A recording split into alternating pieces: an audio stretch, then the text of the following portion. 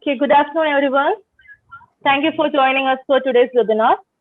Nowadays, MES College is conducting a series of webinars. Today's webinar is about organic light emitting diode, OLED. Its fundamentals, process, and applications of OLED are discussed in this webinar.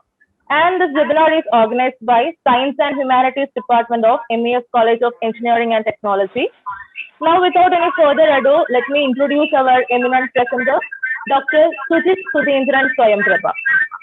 He done his PhD in Material Science and Engineering from National Tsinghua University, Taiwan, and currently he is working as a research and development engineer at Raystar.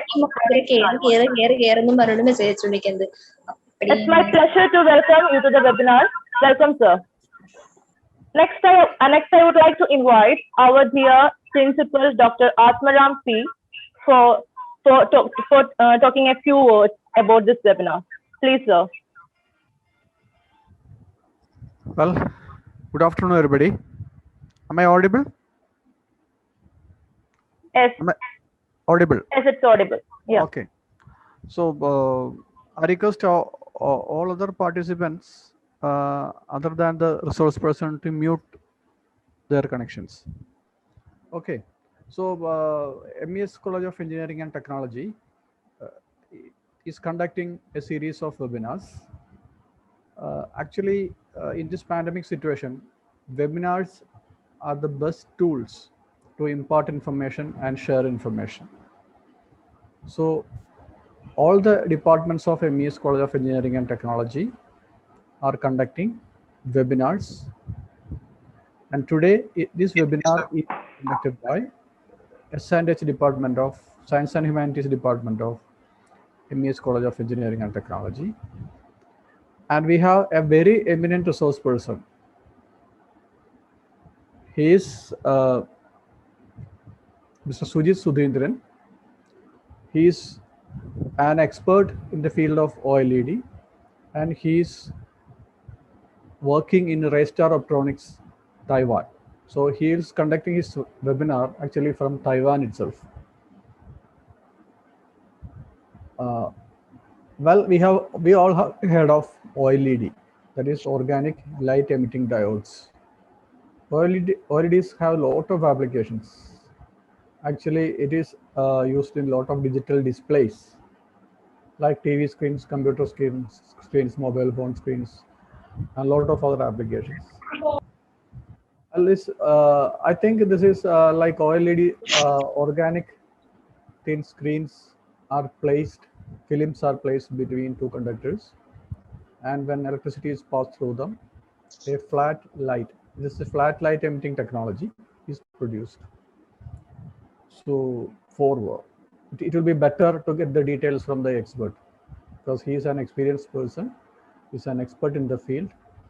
I request all of you to be attentive and open up your mind so that we get a fairly sufficient knowledge of OLEDs, because acquiring knowledge, information is very important, whether it is in the field of academics or in the field of industry.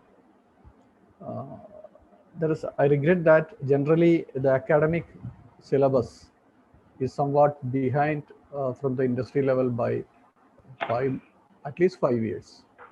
So we have to catch up a lot. So we have to know and understand about latest developments. I think in OLED, the field of OLED, research is going on for the production of white OLED. So a lot of other research is going on. So I think this webinar will be very useful for students as well as faculty members. So this is a very good initiative from Science and Humanities Department of MES College of Engineering and Technology. I appreciate the department as well as Anna Sebastian for organizing and coordinating this webinar. I wish the webinar and the participants all the best. Thank you. Thank you all. Thank you, sir. Next, I would like to invite our beloved Dean of UG Studies, Jayshankar sir, for the felicitation. Please, sir. Thank you, Anna.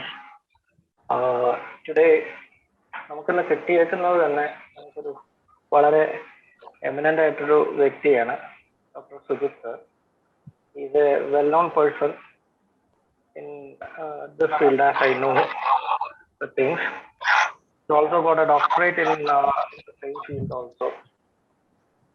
നമുക്ക് ഈ ഒരു webinar session science and humanities conduct ചെയ്യുന്നെങ്കിലും എൻ്റെ ഒരു അഭിപ്രായത്തിൽ ഇത് engineering ആസ്പെക്ട്സിലുള്ള സ്റ്റുഡൻസിനും അതുപോലെ കൂടുതൽ ഓറിയന്റഡ് ആയിട്ട് കാര്യങ്ങൾ മനസ്സിലാക്കാൻ ശ്രമിക്കുന്ന എല്ലാ വ്യക്തികൾക്കും ഇതുപോലത്തെ ഒരു വെബിനാർ എപ്പോഴും യൂസ്ഫുൾ ആയിരിക്കുമെന്നാണ് ഞാൻ കരുതുന്നത്.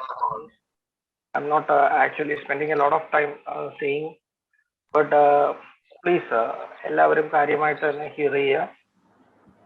As he takes us through the wonderful journey of organic LEDs, the same thing which we have known for quite long time. ഇതെങ്ങനെയാണ് വർക്ക് ചെയ്യുന്നതെന്ന് ഒരു സാധാരണക്കാരന് അറിയണം എന്നില്ല. അതിന്റെ കൂടുതൽ സാധ്യതകൾ മനസ്സിലാവുമ്പോഴായിരിക്കും നമുക്ക് അതിനെക്കുറിച്ച് കൂടുതൽ മനസ്സിലാക്കാൻ, അതിലേക്ക് നമുക്ക് കൂടുതൽ ഡിവോട്ട് ചെയ്യാനും, അത് ഏത് പാരന്റ് ബ്രാഞ്ചുകളിലായിരിക്കും നമുക്ക് കൂടുതൽ ഉപയോഗം വരിക എന്ന്, ഏത് ബ്രാഞ്ചിലാണ് അത് ഉപയോഗിക്കുക, അതായത് അതിന്റെ ഡെവലപ്മെന്റ്സ് നടക്കുന്നതെന്നും കൂടുതൽ മനസ്സിലാക്കാൻ നമുക്ക് സഹായകരമാകും. എൻ്റെ കർത്തവ്യം ഫെസിലിറ്റേഷനാണ് സോറി. സോ എല്ലാ ഭാവുകങ്ങളും ഈ ഒരു വെബിനാറിന് വേണ്ടിയിട്ട് നേരുന്നു. Thank you. Thank you, sir.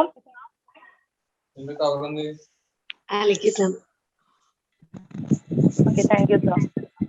Anna, please give the permission for sharing the PPT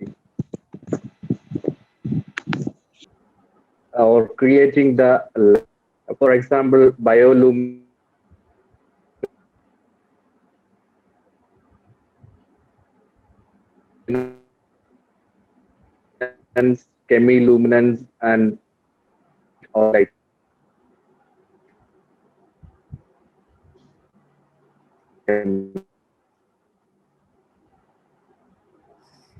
Diode.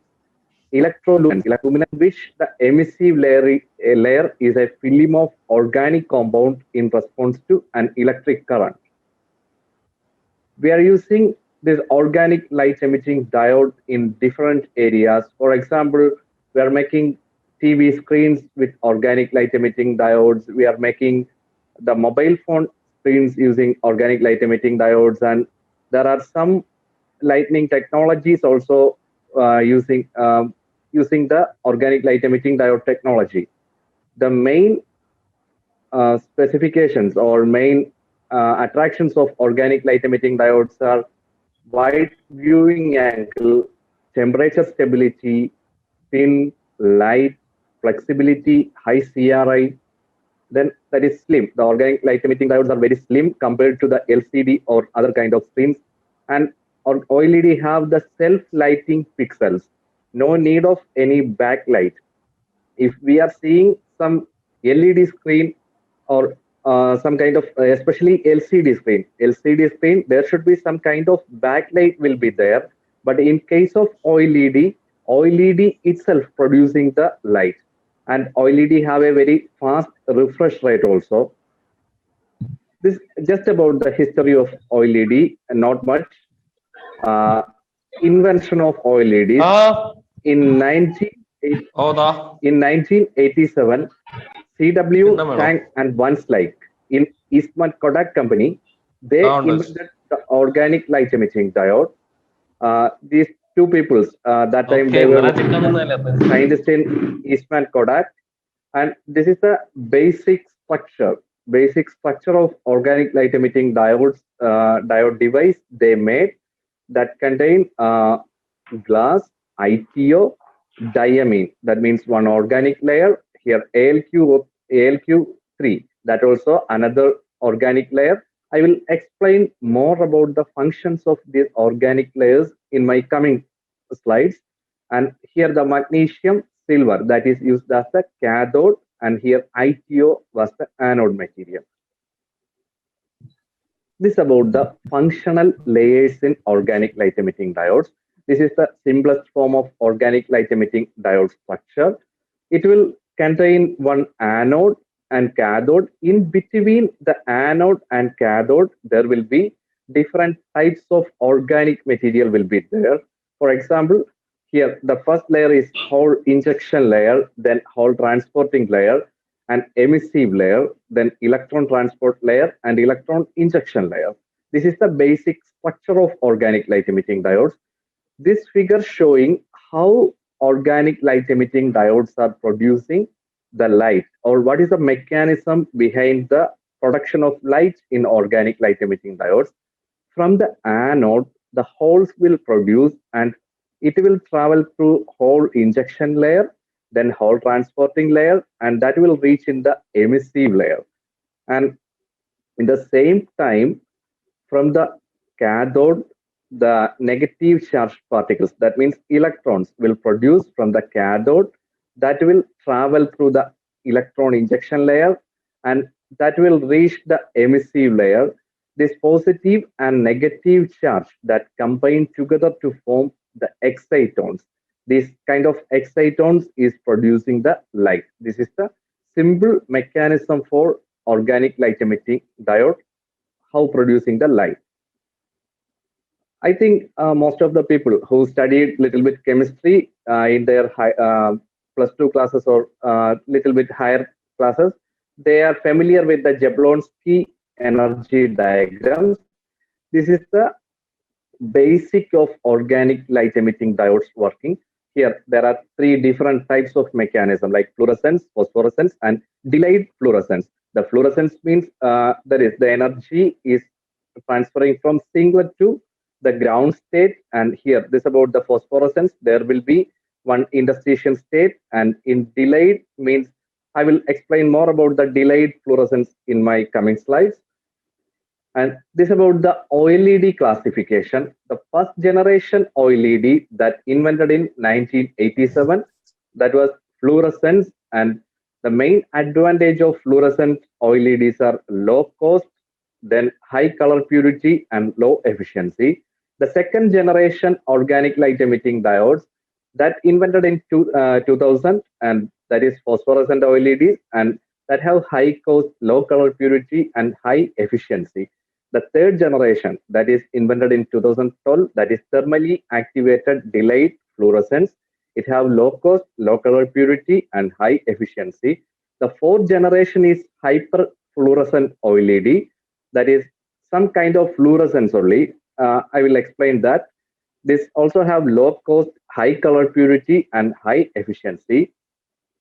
This is the mechanism of organic light emitting diodes. I already introduced the 4 type of organic light emitting diodes: fluorescence, phosphorescence, thermally activated delayed fluorescence, and hyperfluorescence.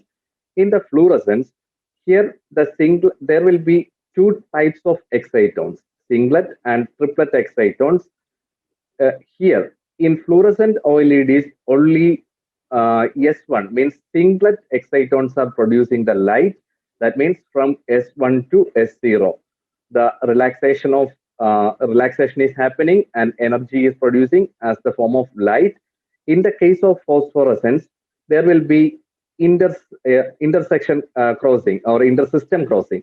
Here from S1, from singlet state to triplet state, the excitons will transfer, and the total excitons, if we are considering total excitons are 100, then the total excitons will emit the light as phosphorescence. But in the case of fluorescence, there was only emission from the 25% of excitons. The third generation is thermally activated delayed fluorescence. And in the thermally activated delayed fluorescence, here happening just opposite to that of phosphorescence, means the triplet excitons are transferring back to the singlet state, and that is producing the light. This is thermally activated delayed fluorescence. Next one is the hyperfluorescence. Actually, this hyperfluorescence mechanism is a combination of fluorescence and thermally activated delayed fluorescence. Here, one TADF means thermally activated delayed fluorescence. One TADF material will act as a sensitizer for the fluorescent mechanism. First, the excitons will form in the TADF emitter, and it will transfer to the singlet of that, and that all the excitons will transfer to the fluorescent material. So this is a combination of fluorescence and the TADF. this I already talked about the mechanism part. Next, about the process part, how we can fabricate a device using these materials. What are the steps? What are the process mainly we are using? There are mainly two different processes are using for fabricating organic light emitting diodes. First one is solution process, and the second one is thermal evaporation. In the solution process, there are mainly two types of mechanism using, that is spin coating and inkjet printing. First, about the solution process. Solution process means first we are making the solution of the emitter material, and we are spin coating that material on a substrate. Here, this is the, suppose this is the ITO substrate, and we are spin coating the material and the solution application onto the substrate. Then we will rotate this substrate, because if we are rotating, then only it will become uniform. After that, we will evaporate the solvent, and we will repeat the same, because we need to make multi layers. I already showed like OLED have different layers, not only one or two layer, there will be many layers. And this about the inkjet printing method. Here also, like we are making the patterns of different colors: red emitter solution, green emitter, and blue emitter. This is inkjet printing. But in the solution process, this inkjet printing is usually using for making very large area devices. And next, about the thermal evaporation method. Usually for industry or most of the application purpose, we are using the thermal evaporation process for making the displays. The reason is, when we are making the devices using solution process, the lifetime of that devices will be less compared to the thermal evaporation process.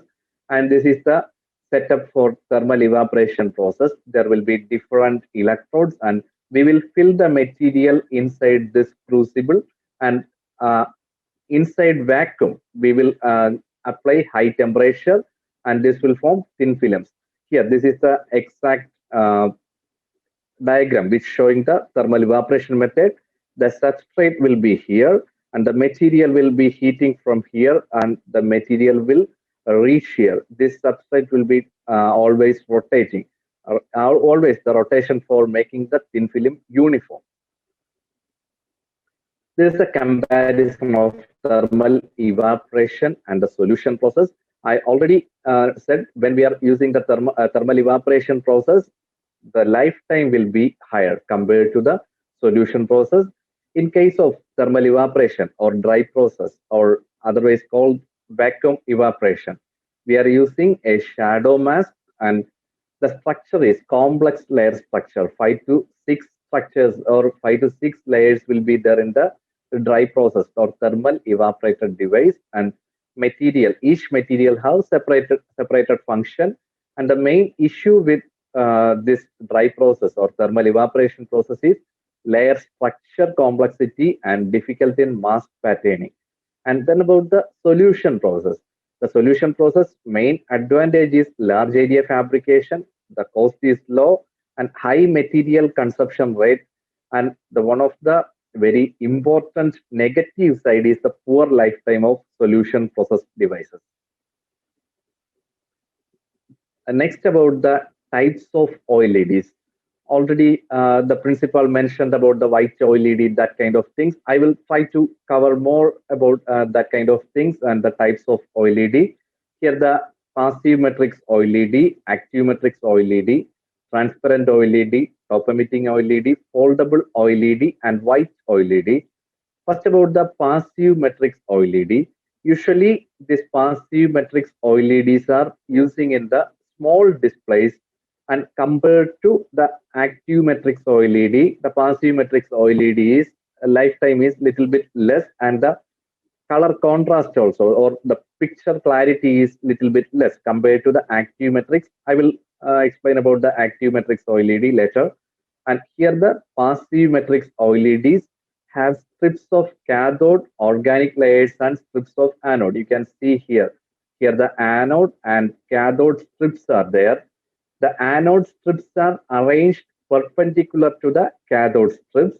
The intersection of the cathode and anode will produce light. Here will be the intersection points. The light will come from there. And this PMO LED or passive matrix OLED is very easy to make, but more power need for using this one. These are the some examples of passive matrix OLEDs, usually using in maybe in car stereo. In some mobile phones, they are using active matrix OLED. In some mobile phones, they are using passive matrix OLED, and in watch displays. And this is one product from Raystar, the company where I am working. And this then about the active matrix OLEDs. Active matrix OLEDs have full layers of cathode, organic molecules, and anode, but the anode layers overlays a thin film transistor array that forms a matrix. Here, there is a TFT matrix will be there. This is the extra thing compared to the passive matrix OLED, but this TFT array will make big difference. This AMOLED can give better quality of pictures, and usually for making the television screens and all, the AMOLEDs are using. The AMOLEDs consume less power compared to the PMOLEDs. This is one example of active matrix OLED. This is LG's organic light emitting diode TV. In the same way, Samsung also producing organic light emitting diode TV. The picture clarity and the contrast is very good compared to LCD or LED TVs. Next, about the transparent OLEDs. Usually, the organic light emitting diodes, the cathode will be some kind of metal like silver, aluminum, or that kind of metal. But for making, in that cases, if we are using aluminum, silver, or that kind of metal as the cathode, then the lights will come only from the bottom, because here the ITO, glass plus ITO, the ITO coated glass will be using as the anode, and that is transparent, so the light will come from the bottom only. For making transparent, we have to make the cathode also transparent. Then the light will produce both from the bottom and the top. And these are the some examples for a transparent organic light emitting diodes.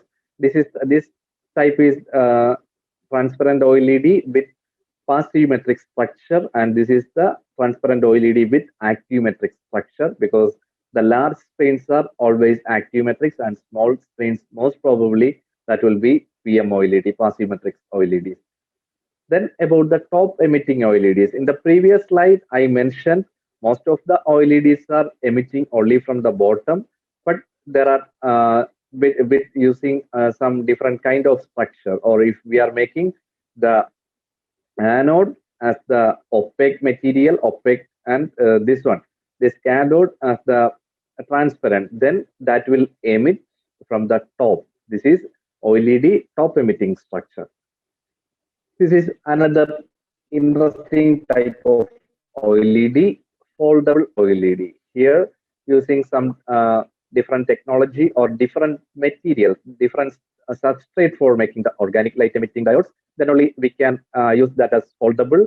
And nowadays, many people are attracting with this kind of gadgets, and you can see most probably after 1 or 2 years, this will become common in the market. Then another kind of OLED is white organic light emitting diodes. This also getting big attraction for lighting and for the display purpose.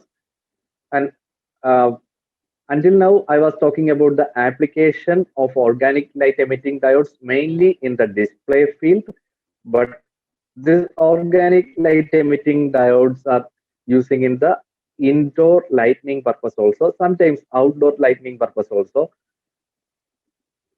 This is about just artificial lighting and human. We are using different types of artificial lighting, and here many of you people, maybe when going to before going to bed, you are using the mobile phone in the bed, and there will be some kind of bad effect. Maybe these lighting sources influence our health or not? Is there any bad effects if we are using this kind of gadgets just until before sleeping? This is one solution for healthy lighting. We are using different kind of lighting like LED or LCD or some kind of different kind of lighting resources we are using, but most of the lightning resources are not very much healthy for human being. So this is one particular OLED lightning. This is candle light OLED. The name is mentioning candle light means the emission is almost same as the candle light, and this is a candle light dust lamp invented by Professor Zhou Hui Zhou in National Tsinghua University, Taiwan. Actually, he was the PhD advisor of mine. And these are the main advantages of candlelight OLED. When we are seeing the LED bulb, CFL, or incandescent bulb, candlelight style OLED. The main disadvantage of LED bulb is there is a big blue emission from the LED light. And in the case of compact fluorescent lamp also, there is a big blue emission. This blue emission will reduce our sleep quality. And actually in daytime, we need some kind of blue light, but in nighttime, it is harmful for our health. So this kind of blue light free lighting resources can improve the health and the sleep quality. So here you can see this candlelight style OLED that is free from mercury, flickering, glare, UV, and IR. This is another type of organic light emitting diode, sunlight style OLED. Means the color and color temperature of sun is varying with time and position, and in the same way made one organic light emitting diode with changing the voltage, the color and color temperature of that one is changing. This is also one of the great invention in the field of sunlight style OLED, but still this is in the lab fabrication only, not in the market. But the previously I mentioned candlelight OLED that is available in the market also, but quite expensive. Until now, I covered about the organic light emitting diodes, mechanism, fundamentals, and the main application, both for lighting and displays. Always, with all the technologies, there will be some negative side also. In the case of organic light emitting diodes, the main negative side is its lifetime. That is the main challenge. I will explain some things about the challenges of organic light emitting diodes. The first one is moisture attack, because the name is mentioning organic light emitting diode. There, the most of the layers are organic layers, and these organic layers are always susceptible to the air or water environment, and the moisture may react with electrodes or organic materials in the device. There will be some kind of electrolysis or electrochemical reactions will happen, and that will degrade the organic light emitting diode. And presence of these kind of pinholes in the layer, which will increase the infiltration of oxygen or water inside, and which can decrease the electroluminance intensity or change in electronic structure of organic layers, and then corrosion of cathode also. Other challenges are like for the lifetime less factors, or the factors which are limiting the lifetime of organic light emitting diodes are oxidation, corrosion, and thermomechanical failures. The oxidation may lead to evolution of heat or gases, and which may lead to the detachment of cathode layer from the device. And defects and less adhesion between the layers may increase the oxidation and the corrosion. If we are keeping the organic light emitting diode in acid or alkali environment, that may increase the corrosion. And about the thermomechanical failures, we are using different layers. If there is a difference in thermal expansion coefficient, that may generate intrinsic stress, which may lead to delamination. And bending and folding may increase the chance of delamination. This causes degradation in flexible organic light emitting diodes. Then about the electron-induced migrations, there will be sometimes there may be indium migrations or India, because we are using ITO, indium tin oxide, as the anode. There will be continuous electron collision and which may leading to molecular or atomic migration or presence of indium in organic layer, increasing the operating voltage.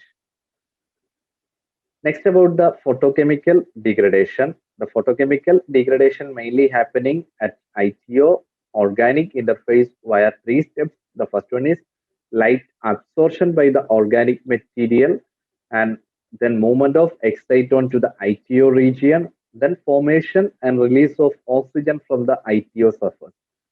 And the UV irradiation enhances the device degradation by the formation of singlet excitons, and UV irradiation may lead to chemical reaction in organic materials also. Next, about the thermal breakdown. All the material have a glass transition temperature, and if we are heating that material, because if we are using the thermal evaporation method and we are heating that material above glass transition temperature, there will be some kind of degradation will happen, and that may lead to some black spot in the display or some kind of total failure. And next, about the Joule heat. This Joule heat is the heat producing inside the device itself. Sometimes that may related to the material property or material HOMO or LUMO values. The next main challenge is the presence of impurities. The impurities associated with materials, environment, or vacuum chamber leads to degradation of OLEDs. Even a small amount of dust, which can collapse all the working efficiency of an organic light emitting diode. This is the solution for all these challenges. Encapsulation means this is the anode, organic layers, and cathode. We are encapsulating, or we are protecting this organic light emitting diode with another cover glass and some kind of moisture absorbing materials. Here we can prevent the infiltration of moisture and oxygen inside the device using this encapsulation technique. There are mainly 3 or 4 types of encapsulation techniques are there. That is a very vast area, this encapsulation technique itself. I'm not going to that details, but this is the technique using for improving the performance of organic light emitting diodes. And this about the conclusions. OLED is one of the potential technologies using both in display and lighting. Can produce both small and large devices, capable to fabricate flexible and transparent devices that is sensitive to moisture and air, which limiting the applications, and we can overcome this limitation by using the encapsulation technology. Before stopping my presentation, just I would like to introduce Taiwan to everyone. This is Taiwan, very small country. Actually, Taiwan is smaller than our Kerala, and the land area is 36,193 kilometers square, and the population is 23.52 million.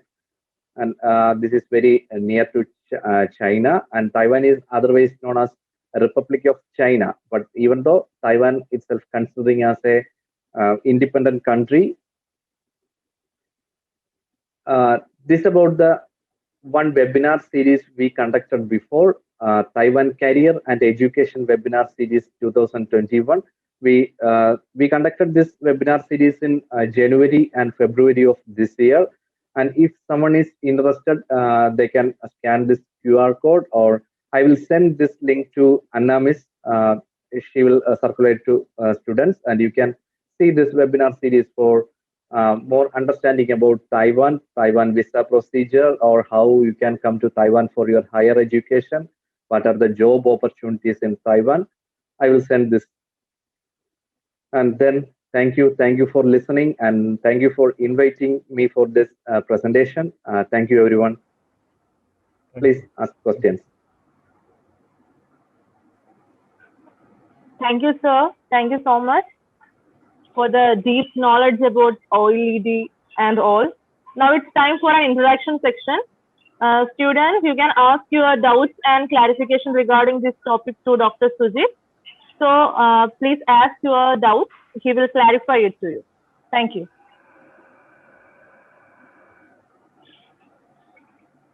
Hello, sir. Am I audible? Hello. Yes, yes. Please ask your question. Yes. Yes, sir. My question is, I've heard that as per your presentation, the light is emitted.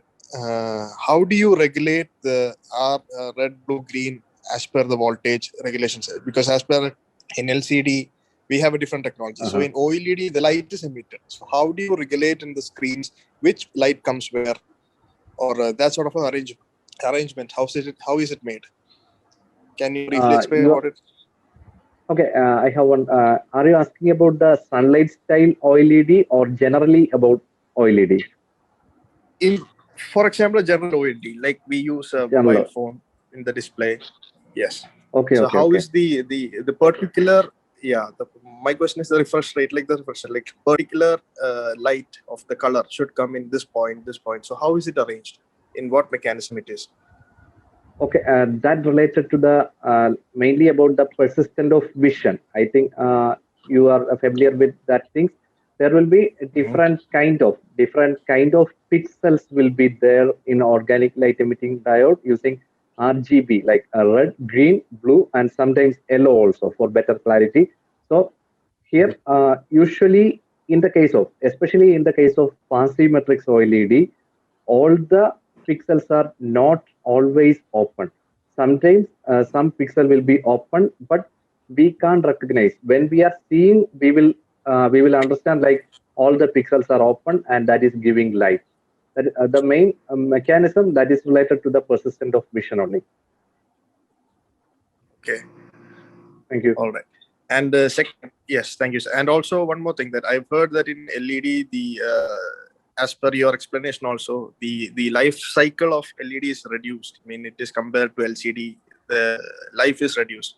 So is it because the barriers, like what do you say, anode and cathode, the holes and the electrons, they form as a barrier in which it is reducing its life cycle, or is it any other factors other than the water and oxidation effects? So what causes the degradation? What is the main issue of the degradation? In case of organic light emitting diodes, there are many factors which are affecting the lifetime of OLED. The main thing is moisture, then oxygen, then about you mentioned about the HOMO-LUMO, and if the HOMO-LUMO barrier is high, if the electron or hole injection barrier is high, that also will create heat energy, that is Joule heat, and that will limit the lifetime of organic light emitting diodes. Okay. Thank you, sir. Thank you. Any other questions? Shall I ask one question? Yeah, sure. It's a layman's question. What is the difference between OLED and LED? In LED, the most of the materials using are inorganic material, and if we are comparing the displays, compared to LED, the color quality is good, and we can view the displays from any angle. Like you can see when we are watching some TV, if we are sitting in some angle, we can't see clearly.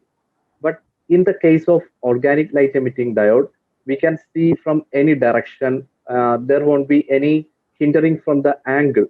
That is one positive thing. And the color contrast also one thing. Compared to LED, the color contrast is better.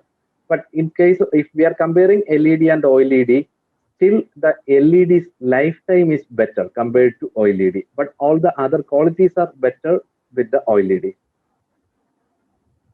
Okay, thank you.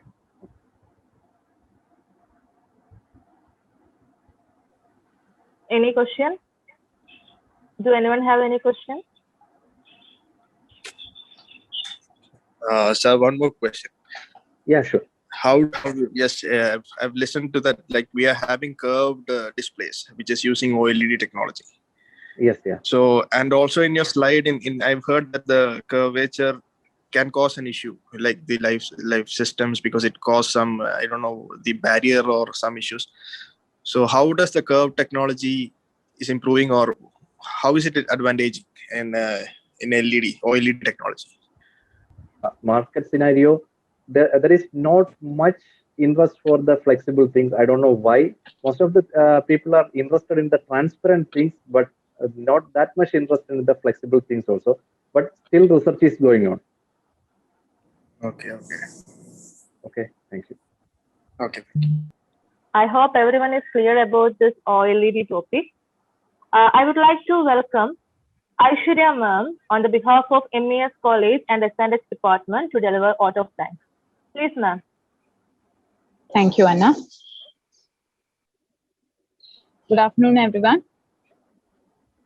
I'm Aishwarya, and I'm here to present the vote of thanks for today's webinar. I would like to thank our guest webinar speaker, Dr. Sujit Surendran Swayamprabha, Research and Development Engineer at Raystar Optronics, Taiwan, for visiting and enlightening us with their knowledge. Today's webinar was full of knowledge and interesting things. And also, thank you for giving information about the Taiwan opportunities. Thank you, sir. I extend my grateful thanks to our Secretary, Sri Abdul Salam sir, for allowing us to conduct this webinar. I extend my thanks to our Principal Sir, Dr. Atmaram, for his valuable support all the time and motivating us for conducting this webinar. And also thankful to MES College of Engineering and Technology team, especially S&H team, for their valuable support. I am very glad and thankful to all the participants for their valuable presence and support, which is highly appreciated. Thank you all, and hoping the same for the future webinars. We, as a human being, we do best in a worse situations. This disease made us all to learn digital and core digital system. Stay home and be safe. And here, I conclude the session. Thank you very much. Thank you. Anna? Yes. We can conclude the session. Okay. Okay. Thank you. Thank you you all.